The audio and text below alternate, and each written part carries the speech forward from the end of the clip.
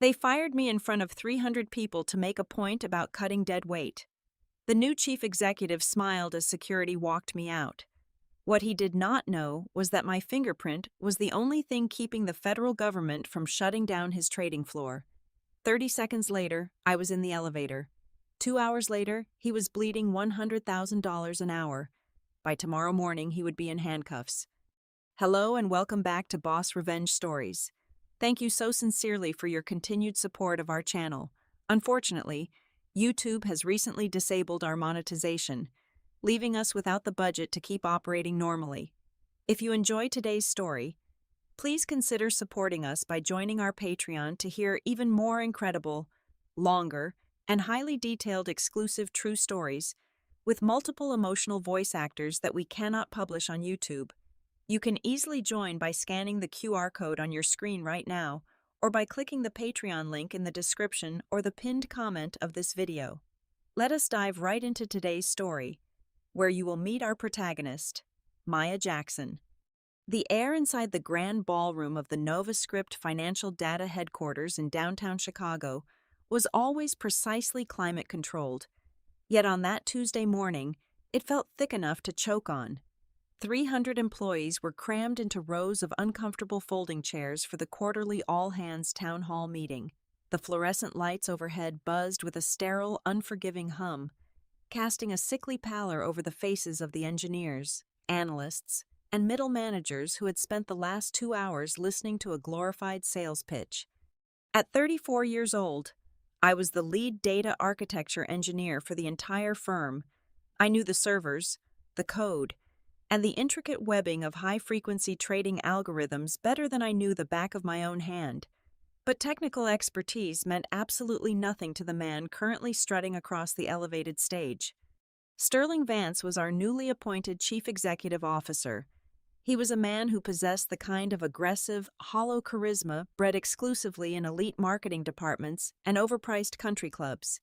He wore a bespoke navy suit that probably cost more than a junior developer made in 6 months, and his teeth gleamed with a predatory, artificial whiteness. Sterling loved nothing more than the sound of his own voice and the illusion of his own brilliance. "We are entering a new era," Sterling announced, his voice booming through the surround sound system. He paused dramatically, letting his gaze sweep over the anxious crowd. "An era of lean, agile, and ruthless efficiency. For too long, NovaScript has been weighed down by bloated legacy systems and the inflated egos that maintain them. We have people collecting massive paychecks simply for sitting in the dark and watching blinking server lights." I sat perfectly still in the 4th row, my posture straight, my expression an unreadable mask of calm. The room grew deathly quiet. Every single person in that hall knew exactly who managed the server lights. Sterling pressed a button on his sleek remote. The massive digital projector screen behind him shifted from a pie chart to a stark, white background. A single name materialized in bold, black letters that spanned 20 feet across. Maya Jackson. A collective gasp rippled through the hundreds of employees. People shifted in their seats. Some turned their heads slightly, shooting me wide-eyed glances of horror and pity. It was an unprecedented execution. Public and utterly humiliating. "Maya Jackson," Sterling said, leaning into the microphone so his voice echoed off the acoustic panels. "Lead data architecture engineer, a perfect example of the structural fat we are trimming today. Effective immediately. Maya is no longer with NovaScript. We thank her for her past contributions, but the future requires a sleeker machine." He was smiling. The man was actually smiling as he effectively publicly executed my career to flex his newfound power. He wanted a reaction. He wanted tears, outrage, a dramatic scene he could use to justify his ruthless corporate philosophy. He got absolutely nothing. I stood up slowly, smoothing the non-existent wrinkles from my charcoal pencil skirt. I did not shed a single tear. I did not flush with anger. I simply picked up my leather portfolio and stepped into the aisle. The silence in the room was deafening, broken only by the rhythmic clicking of my heels against the polished hardwood floor. As I reached the double doors at the back of the ballroom, A woman from Human Resources stepped into my path. Her face was twisted into a grotesque mask of manufactured sympathy. Her arms opened slightly, as if she were about to offer me a comforting embrace. "Maya, I am so sorry. Let me just walk you to your desk to gather your things," she whispered, her tone dripping with corporate condescension. I did not break my stride. I looked her dead in the eye, raised my hand, and unclipped the heavy plastic security badge from my lapel. I dropped it onto the small registration table beside her with a sharp, dismissive clack. "Keep it," I said smoothly. "I do not have anything upstairs worth keeping." I pushed past her and walked out into the expansive, glass-walled lobby. The whispers from the ballroom erupted the second the doors swung shut behind me, a swarm of buzzing gossip that I left entirely in my wake. I pressed the brushed steel button for the elevator and waited. The doors parted with a soft chime. I stepped inside the empty cabin and pressed the button for the underground parking garage. The descent would take exactly 30 seconds. That was all the time I needed. I unzipped my portfolio and pulled out my personal tablet. The screen flared to life, illuminating the dim mirrored confines of the elevator. With rapid, practiced movements, I bypassed my personal firewall and accessed the deeply buried internal portal that tethered NovaScript directly to the United States Securities and Exchange Commission.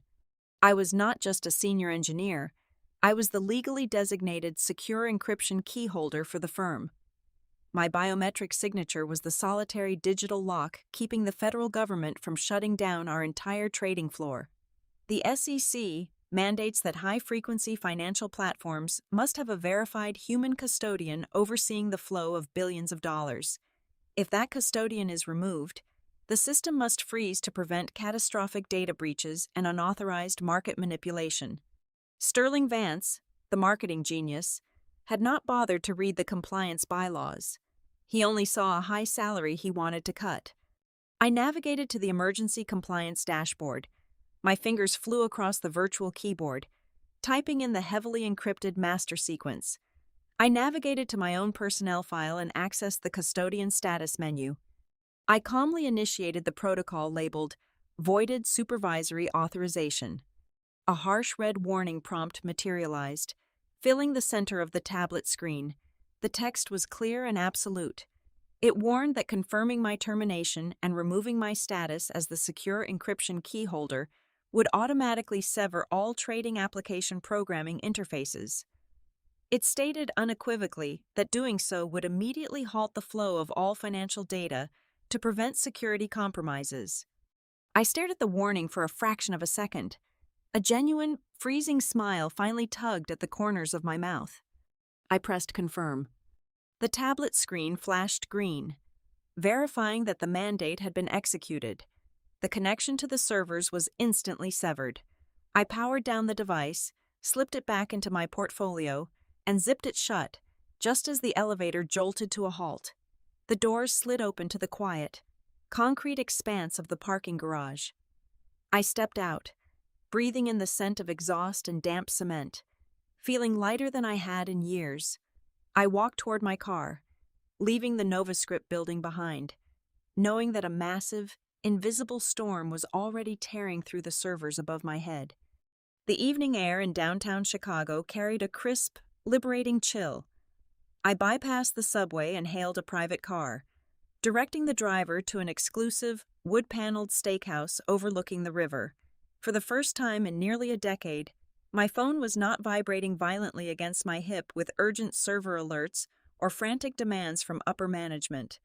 I sat at a quiet corner table, ordered a dry-aged bone and ribeye that cost $140, and paired it with a robust glass of a 2016 vintage Cabernet. The atmosphere was incredibly grounding.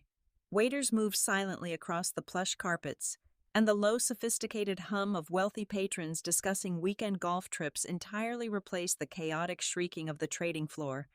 I savored every single bite of that meal. I was completely unmoored from the corporate machine, existing in a bubble of absolute tranquility. Utterly unconcerned by the digital catastrophe I knew was actively unfolding miles away. Back at the NovaScript headquarters, the sterile, climate-controlled data center, was beginning to exhibit the first fatal symptoms of massive system failure. Our proprietary high-frequency trading algorithms, which normally processed hundreds of thousands of microtransactions per minute, were suddenly hitting an impenetrable concrete wall. Across the massive, glowing monitors of the Network Operations Center, a singular, repeating alert began to bleed down the screens. It read simply, "Error 451, custodian void."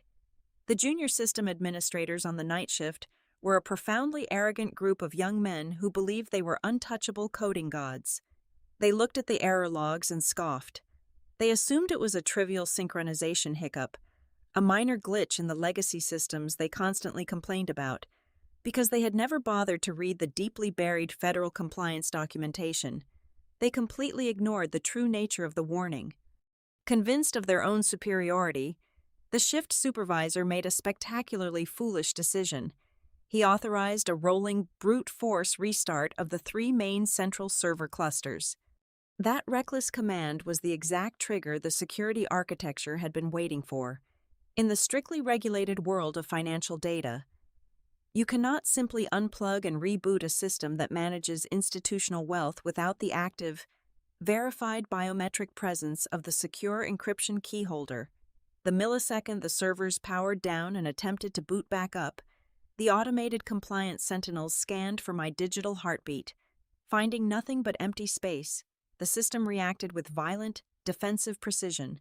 It did not merely crash, it intentionally barricaded itself. The reboot sequence instantly triggered the Level 2 containment firewall, like heavy iron vault doors slamming shut in a subterranean bunker. The primary data pipelines connecting NovaScript to our 3 largest partner banks were unilaterally severed. The algorithms that managed complex derivatives and high-frequency futures contracts were left hanging in a digital void. Panic began to erupt on the floor as late-night analysts watched their proprietary dashboards turn a sickening shade of gray. The continuous, raging river of institutional capital, the lifeblood of the entire firm, evaporated in the blink of an eye. Every single trading terminal across the building went completely dark, locking up hundreds of millions of dollars in pending equity swaps. The flow of transactions froze completely solid, creating a massive bottleneck of unexecuted orders. Oblivious to the absolute devastation consuming his infrastructure, Sterling Vance was busy holding court at an obscenely overpriced rooftop lounge on the other side of town. He had reserved the entire VIP section to celebrate his triumphant, lean management restructuring campaign. He stood by the glass railing, a glass of 30-year-old single malt scotch in his hand, loudly bragging to his circle of sycophantic vice presidents about his visionary leadership. He was high on the adrenaline of his own perceived ruthlessness, basking in the glow of the city skyline, convinced he had secured his legacy in a single afternoon. His victory lap was violently derailed by the harsh buzzing of his phone. It was an emergency priority text message from his chief technology officer. The message stripped away all corporate jargon and marketing buzzwords. It was a panicked, terrified transmission stating that every single external financial gateway had been hard-locked, and the entire cash flow of the company had flatlined. The color drained from Sterling's perfectly tanned face. He stared at the glowing screen, reading the words over and over, his mind struggling to comprehend how a system he deemed bloated and unnecessary could suddenly bring his entire empire to its knees in less than 3 hours. Long after the restaurant had cleared my plates, I took a leisurely cab ride back to my apartment. I kicked off my leather heels, changed into a comfortable cashmere sweater, and poured myself a final glass of wine. The city below my window was a sea of glittering lights. Completely ignorant of the panic attack currently suffocating the financial district, I carried my personal laptop to the living room sofa and opened it. I made absolutely no attempt to access the internal company network, as that would be a severe violation of cyber laws. Instead, I calmly navigated to a public-facing, read-only regulatory dashboard mandated by the government for market transparency. I took a slow sip of my wine as the page loaded. Right there, in the center of the glowing screen, the status indicator for the NovaScript trading floor was flashing a solid, uncompromising red. Beneath it, bold letters spelled out the firm's new reality: auto lockdown. The federal financial security protocols had functioned flawlessly. The snare had pulled tight, and they were trapped in a cage of their own making. Exactly 8 o'clock in the morning on Wednesday, the automated hammer of the federal government finally dropped. The chief legal officer of our firm had just settled into his plush leather chair, sipping an overpriced espresso, when his priority inbox chimed. It was not a message from an angry client or a standard internal corporate memo. The sender address ended in .gov.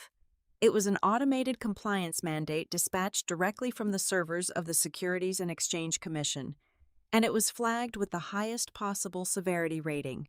The subject line alone was enough to make his blood run completely cold. It officially notified the legal department that NovaScript financial data was in catastrophic violation of federal data security regulations. The email was not a gentle warning or a request for clarification. It was a formal declaration of financial warfare. The regulatory system had registered that the high-frequency trading platform had been operating, or at least attempting to operate, without a legally verified secure encryption key holder. Because of the sheer volume of institutional capital flowing through our pipelines, the federal oversight protocols do not offer any grace periods. They impose immediate, punitive sanctions designed to force corporate compliance through absolute financial terror.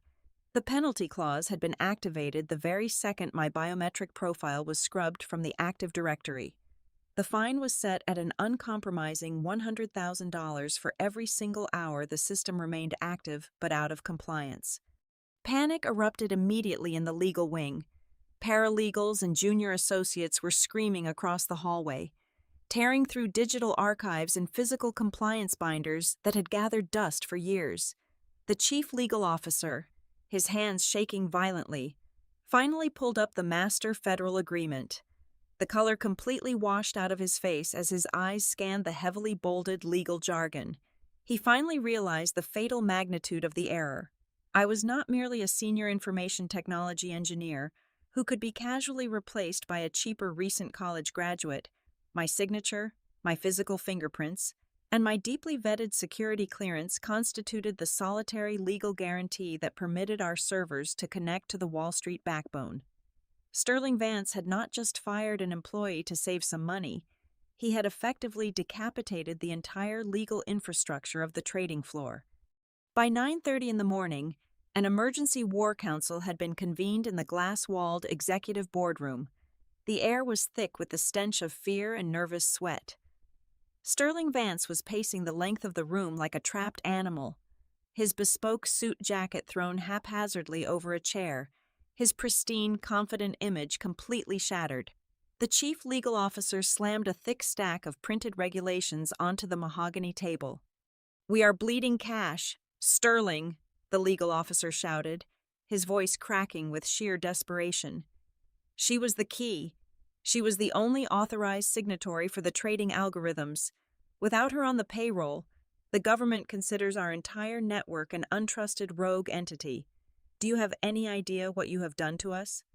Sterling refused to accept defeat.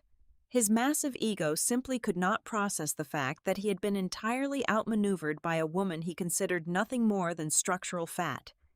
He turned fiercely toward the pale, sweating chief technology officer who was desperately typing away on his laptop. "I do not care about the federal legal red tape," Sterling snarled, slamming his fist against the table. "You are the head of technology. Go into the administrative portal right now. Force the system to accept a temporary authorization. Create a duplicate profile. Use a dummy credential. I do not care how you do it. Just trick the servers into thinking she is here so we can turn the money back on." The technology officer hesitated, stammering about the immense dangers of overriding federal software. But Sterling threatened to strip him of his unvested stock options and fire him on the spot. Terrified for his own livelihood, the executive logged into the root command interface. He attempted to use his global administrative privileges to forcefully inject a fabricated authorization token into the compliance registry, hoping to blindly fool the system. It was an act of supreme arrogance, born of the foolish belief that corporate executive power could bend any digital rule. It was also the most fatal mistake they could have possibly made. The security artificial intelligence governing the trading platform was not a passive, easily fooled gateway.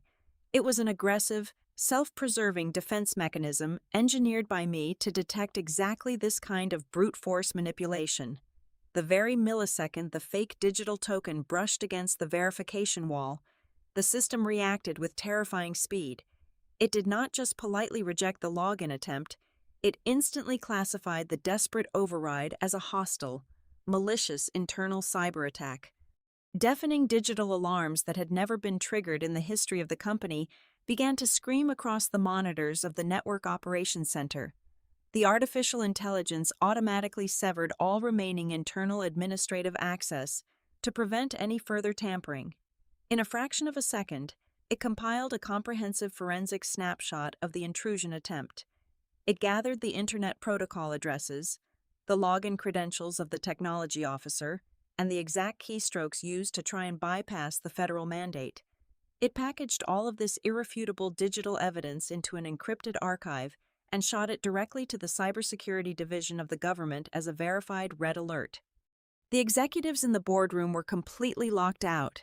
Their laptop screens went black, replaced by a glaring, unyielding federal insignia warning them of the breach. The silence in the room was absolute, heavy with the horrifying realization that they had just escalated a massive regulatory fine into a potential criminal investigation. By 3 o'clock in the afternoon, the situation had deteriorated from a severe crisis into a full-blown corporate apocalypse. The chief financial officer sat entirely frozen at the end of the long mahogany table, staring blankly at a specialized monitoring dashboard displayed on his tablet. There was a digital counter running at the top of the screen, tracking the accrued penalties in real time. Because the lockdown had technically begun the previous evening when the junior staff attempted their foolish reboot, the clock had been running entirely unchecked for hours. The bold, red numbers on the screen displayed a catastrophic reality. The fines had already reached $1.5 million, and the counter was steadily climbing higher with every passing second. As if the bleeding balance sheet was not enough, the external fallout was beginning to crush them. The corporate communication lines were completely overwhelmed. Managing partners from the largest hedge funds we serviced were screaming at the customer relations team. Their complex trades were stalled, their immense liquidity was trapped, and their lawyers were officially threatening massive class action lawsuits for breach of fiduciary duty. Sterling Vance sat heavily in his chair, staring blankly at the floor, surrounded by the smoking ruins of his brief empire, while the merciless clock continued to count every single expensive second of his monumental stupidity. Any rational executive facing a rapidly compounding multi-million-dollar federal penalty would have picked up the telephone, swallowed his pride, and begged me to return to the building. But a man like Sterling Vance simply did not comprehend the concept of surrender. His ego was a fragile, profoundly dangerous thing. Completely incapable of admitting total defeat to a subordinate he had so arrogantly humiliated in front of 300 people. As the financial bleeding accelerated into the late afternoon, he locked himself inside his expansive corner office and violently jerked the heavy privacy blinds shut. The pristine, confident corporate image he had projected that morning was completely shattered. He bypassed the official legal and technical channels entirely, reaching deep into the shadowy, unregulated depths of his private executive network. Using a disposable burner phone, he made a completely untraceable call to a high-end corporate fixer, desperately demanding a forceful resolution that did not involve crawling back to me. By 6 o'clock that evening, an elite team of gray-hat digital mercenaries had been secretly contracted from the dark web. These were not amateur script kiddies operating out of a basement. They were highly paid, ruthless cyber assassins who specialized in corporate espionage, aggressive system overrides, and hostile network takeovers. Sterling authorized a staggering illegal retainer of $750,000, paid instantly in untraceable cryptocurrency. Their mission was straightforward, but constituted a massive federal crime. They were ordered to violently bypass the external security perimeter, penetrate the deeply secure administration portal, and inject a custom piece of malicious software designed to permanently overwrite my biometric encryption lock. The digital assault commenced under the cover of darkness, bringing a terrifying, high-stakes technological thriller into the very heart of the financial district. The mercenary team routed their offensive connection through a labyrinth of 24 heavily encrypted proxy servers spread across Eastern Europe and South America. To mask their physical origin, they deployed a sophisticated, multi-layered brute force algorithm against the secondary virtual private network gateway of the firm, like invisible ghosts slipping through a microscopic crack in a concrete wall. They managed to quietly breach the outer, non-essential server environment. Moving laterally through the complex network architecture, they completely bypassed the panicked, locked-out internal technology team. They methodically hunted down the deeply buried root administration directory and prepared to inject their specialized, highly destructive, malicious payload. They believed they were surgical, entirely undetectable, and merely moments away from forcefully seizing control of the federal compliance mandate. What Sterling Vance and his outrageously expensive squad of digital mercenaries completely failed to realize was that I had spent the last 3 years anticipating exactly this level of profound corporate corruption.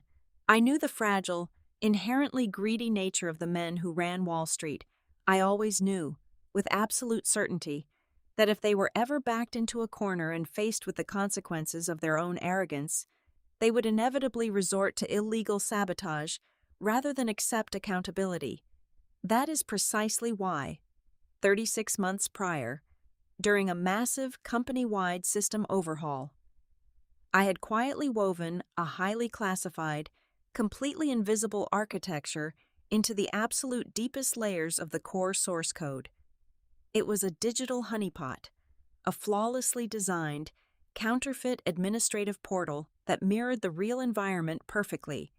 It was specifically engineered to attract, isolate, and trap any unauthorized entity attempting to forcibly override the compliance protocols. I was sitting comfortably in my dimly lit living room, sipping a hot cup of chamomile tea and listening to the gentle rhythm of the rain against my windows, when my heavily encrypted personal mobile phone suddenly vibrated violently against the glass coffee table. The screen illuminated the dark room with a flashing, severe crimson border. It was a Level 1 priority alert, broadcast directly from the silent, invisible guardian I had embedded in the servers. I set my teacup aside, opened my secure personal laptop, and launched my hidden, untraceable observation interface. A slow, chilling smirk spread across my face as I watched the live telemetry data stream across my screen. I could see absolutely everything. I watched in real time as the hired hackers arrogantly and clumsily navigated the fake directory I had custom built for them. It was like watching a group of highly trained, blindfolded thieves eagerly walking straight into an empty, steel-reinforced vault and locking the heavy door behind themselves. They confidently initiated the payload injection sequence, fully believing they had brilliantly outsmarted the system and secured their massive payout.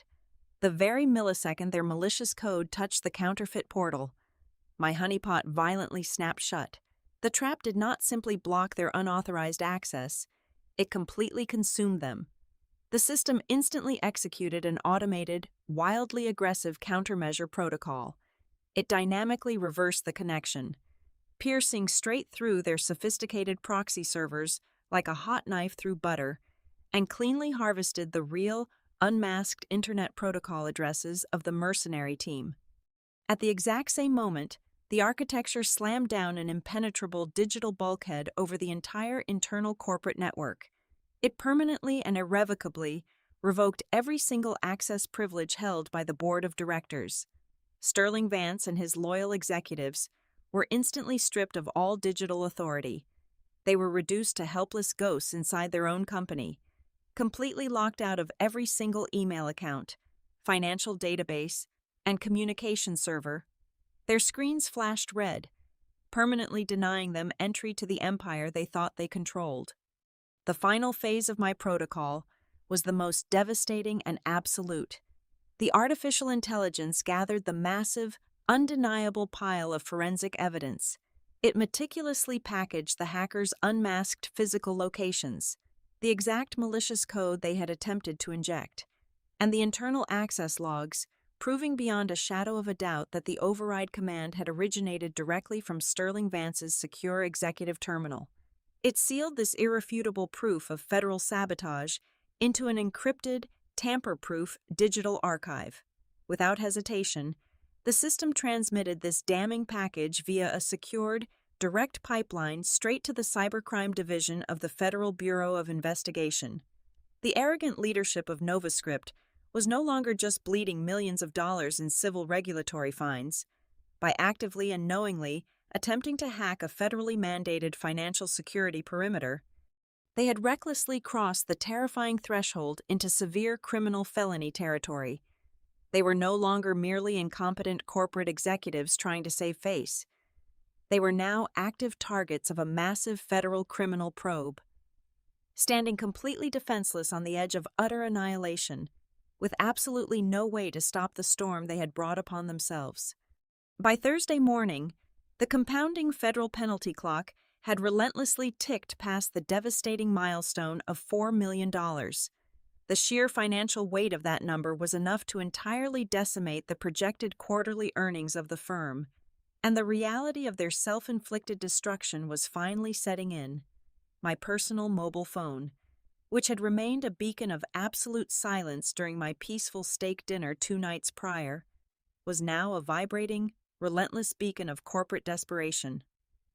I sat at my kitchen island, calmly sipping a freshly brewed cup of dark roast coffee, watching the notifications cascade down my locked screen.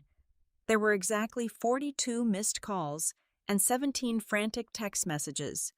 They had poured in throughout the night and early morning from the Director of Human Resources, the Chief Legal Officer, and several directly from the private mobile number of Sterling Vance himself. The man who had publicly executed my career with a blinding white smile was now reducing himself to begging in the dark. I ignored every single notification. I did not decline the calls. I simply let them ring out into the void, forcing them to listen to the hollow sound of an unanswered line. At exactly 9 o'clock in the morning, a priority notification chimed from my personal email application. It was an urgent, heavily flagged message from the senior executive assistant to the chief executive officer. The subject line read, "Urgent request for technical consultation." Completely masking the apocalypse unfolding behind the scenes, I opened the message and read the most pathetic, transparent display of corporate groveling I had ever witnessed in my 10 years in the industry. The email formally offered me a base salary that was exactly 4 times my original compensation package. It guaranteed an immediate promotion to the title of Executive Vice President of Engineering, complete with stock options and a private corner office. The only condition was that I had to physically return to the building within the next 1 hour to, as the email phrased it, assist the technology team with resolving a minor, unexpected technical anomaly. They were still trying to control the narrative. They were still pretending they had any leverage left at all. I did not grace them with a direct reply. I took a slow sip of my coffee, highlighted the entire email thread, and forwarded it directly to my personal corporate attorney. I attached a single, cold directive to the message. Inform the board of directors that I'm currently unrepresented by their firm and hold no obligations to their network architecture. I typed smoothly. Advise them that any and all future communications must be submitted formally, in written legal documentation, and routed exclusively through your office. I will not accept any direct contact from NovaScript personnel. While I sat in the serene quiet of my apartment, the internal communication networks at NovaScript were descending into pure, unadulterated anarchy through a secure, read-only back channel that I had maintained for observation purposes. I watched the frantic chatter on the company messaging platform. Employees were panicking. Thousands of messages were flying across the channels, sharing terrifying rumors about the sudden, inexplicable network blackout. Junior analysts were reporting that their trading terminals were permanently locked. Senior portfolio managers were screaming about missing millions. The panic inevitably leaked out of the building and bled into the open market. By 11 o'clock in the morning, the stock price of NovaScript financial data had plummeted by a staggering 35% on the open exchange, erasing hundreds of millions of dollars in shareholder value in a matter of hours.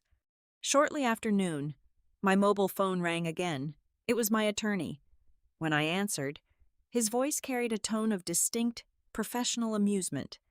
"Maya, I just got off the phone with their chief legal officer," my attorney said calmly. I have never heard a grown man sound so entirely broken. He was physically shaking. His voice was trembling so violently I could barely understand his words.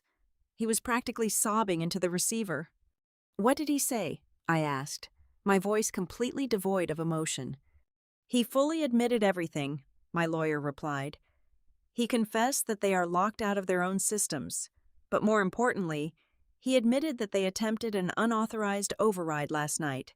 Maya, he told me that a team of federal agents from the Cybercrime Division of the Federal Bureau of Investigation is currently standing in the main lobby of the NovaScript building. They are legally seizing servers and actively investigating the hacking attempt. The board is absolutely terrified. They are formally begging for a face-to-face negotiation." The moment of absolute supremacy had finally arrived. The arrogant predator who had gleefully paraded my termination on a 20-foot screen was now cornered, bleeding, and surrounded by federal authorities. The power dynamic had not just shifted, it had completely inverted. I owned them. "Tell them I accept their request for a meeting," I instructed my attorney, my tone as hard and unforgiving as solid ice. "However, I am currently busy. I will arrive at the headquarters at exactly 4:45 in the afternoon. Inform the entire board of directors that they are required to be present in the main glass conference room upon my arrival." I deliberately chose the very end of the business day. I wanted them to suffer. I wanted Sterling Vance and every single executive who had laughed at his cruel jokes to sit in that stifling but tension-filled room for 4 excruciating hours. I wanted them to watch the federal penalty clock tick higher and higher, watching their wealth evaporate second by second, suffocating in the absolute certainty that their only salvation was entirely out of their control, taking her sweet time to arrive. At exactly 4:45 in the afternoon, I stepped out of the elevator onto the executive floor of the NovaScript Financial Data Headquarters. The atmosphere was completely unrecognizable from the vibrant, bustling corporate hub I had been expelled from just 2 days prior. The air was stagnant, heavy with the suffocating stench of impending doom. I walked slowly down the long corridor, my heels clicking rhythmically against the polished marble, sounding like a ticking metronome counting down the final seconds of a dying empire. I reached the massive, floor-to-ceiling glass walls of the primary executive conference room. Inside, the most powerful men in the company were trapped like desperate animals in a transparent cage. These were men who normally wore custom-tailored Italian suits that cost thousands of dollars. Yet right now, they looked entirely broken. Their ties were loosened, their collars were unbuttoned, and thick patches of nervous sweat stained their expensive fabrics. At the head of the long oak table sat Sterling Vance. The man who had grinned while destroying my livelihood was now a hollow, trembling shell of his former self. His face was pale and drawn, his hair was a disheveled mess, and his eyes were violently bloodshot from spending the last 48 hours entirely awake, watching his entire career burn to ash. As I pushed open the heavy glass door and stepped into the room, the absolute silence was deafening. Every single pair of terrified eyes locked onto me. I did not offer a greeting. I simply stood at the opposite end of the table, projecting an aura of absolute, uncompromising control. Sterling could not handle the silent humiliation. His fragile ego shattered completely. He abruptly pushed himself up from his leather chair, his hands trembling with a mixture of exhaustion and impotent rage. He slammed both of his fists violently against the oak table, causing the crystal water glasses to rattle. "You think you have won," Sterling snarled, his voice a hoarse, desperate crack. "You think you can just waltz in here and hold this company hostage? I will personally drag you through federal court. I will sue you for everything you own for the malicious sabotage of company property and corporate extortion." He did not get to say another word. The chief legal officer, a man who fully understood the terrifying reality of the federal criminal investigation actively unfolding downstairs, lunged forward. He grabbed Sterling forcefully by the lapels of his ruined suit jacket, physically yanked him backward, and slammed him hard into his chair. "Shut your mouth right now," the chief legal officer screamed, his face turning a dangerous shade of crimson. "Do not say another word. Sterling, you have destroyed us. You shut your mouth before you send us all to federal prison." I did not flinch. I did not respond to his hollow threats. My expression remained a mask of flawless, glacial indifference. I reached into my leather portfolio, slowly withdrew a single, crisp sheet of high-quality paper, and placed it flat onto the table. With one smooth motion, I pushed it forward. The paper glided silently across the polished oak surface, coming to a gentle stop right in front of the board of directors. It was a legally binding system restoration agreement, drafted flawlessly by my attorney. It contained absolutely no corporate jargon. It consisted of exactly 3 short, uncompromising bullet points. "Those are my terms," I said, my voice echoing coldly in the quiet room. "They are entirely non-negotiable. First, a one-time independent consulting fee of $5 million, to be wired completely into my designated account this exact second. Second, a formal, irrevocable letter of resignation from Sterling Vance, signed right now in wet ink, surrendering all executive authority effective immediately. Third, complete legal immunity from any and all civil action regarding this week's outage." The board of directors stared at the paper. For a corporation currently bleeding hundreds of thousands of dollars every single hour in federal penalties, $5 million was not an extortion fee. It was the cheapest, most miraculous lifeline they could possibly hope for. It did not take them 30 seconds to make a decision. They did not even look at Sterling with pity. They looked at him with absolute disgust. The chairman of the board slid a black fountain pen across the table until it hit Sterling's hand. They were throwing their arrogant chief executive officer directly to the wolves without a single moment of hesitation, sacrificing him to save the only thing they actually cared about, their wealth. Sterling stared at the pen, his hands shaking violently. He looked around the room, finding zero support in the cold eyes of the men he thought were his allies, defeated, humiliated, and entirely broken. He picked up the pen and scrawled his signature at the bottom of the resignation letter. The chief financial officer frantically typed on his tablet, overriding the daily transfer limits. Less than 2 minutes later, my personal mobile phone chimed with a soft, distinct ping. I glanced at the screen. The $5 million had successfully cleared into my secure account. I stepped forward, retrieved the signed document, and slipped it back into my portfolio. I walked over to the primary administration terminal integrated into the wall of the boardroom. I placed my right hand onto the glowing biometric scanner. The machine beeped. Recognizing my unique digital signature, the harsh red warning lights that had plagued the screens for 2 days instantly shifted to a calming, vibrant green. The massive servers beneath our feet roared back to life. The complex trading algorithms reconnected to Wall Street. The liquidity pipelines opened, and the catastrophic federal penalty clock was officially halted. My work was done. I turned on my heel and walked toward the exit. As I pulled open the heavy glass doors to leave the conference room, I had to pause and step slightly to the side.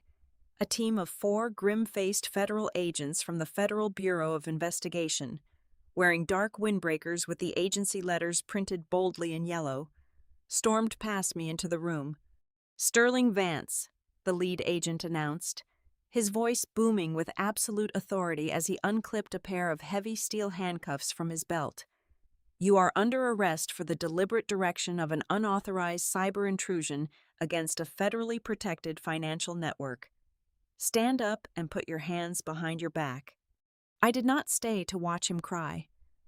I walked calmly down the hallway, the sound of the handcuffs clicking shut echoing faintly behind me. I stepped into the waiting elevator, pressed the button for the ground floor, and allowed myself a genuine, deeply satisfied smile as the doors closed, leaving a completely shattered empire in my wake. Thank you so sincerely for listening to this story to the very end. I truly appreciate your time and your support. Please let me know in the comments where in the world you are listening from today. If you found today's story entertaining and want to help us out, please consider joining the Boss Revenge Stories Patreon channel. There, you can listen to our absolute best, exclusive true stories that are simply too intense for us to publish publicly on YouTube. You can easily join by scanning the QR code currently on your screen, or by using the Patreon link provided in the description or the pinned comment of this video. Thank you again, and have a wonderful day.